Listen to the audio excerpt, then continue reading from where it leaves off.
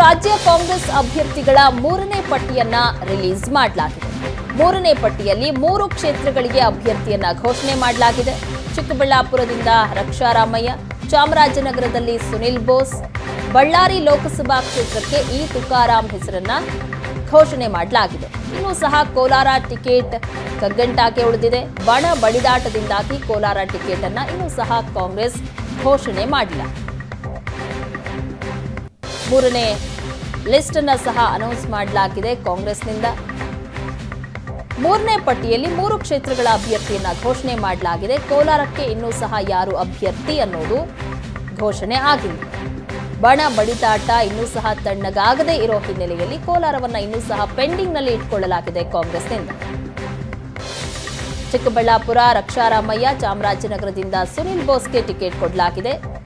ಬಳ್ಳಾರಿ ಲೋಕಸಭಾ ಕ್ಷೇತ್ರದಿಂದ ಇ ತುಕಾರಾಂ ಹೆಸರನ್ನ ಘೋಷಣೆ ಮಾಡಲಾಗಿದೆ.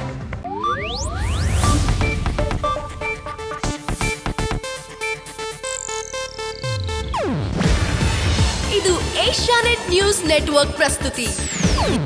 ನೀವು ನೋಡ್ತಿದ್ದೀರಾ ಏಷ್ಯಾನೆಟ್ ಸುವರ್ಣ ನ್ಯೂಸ್.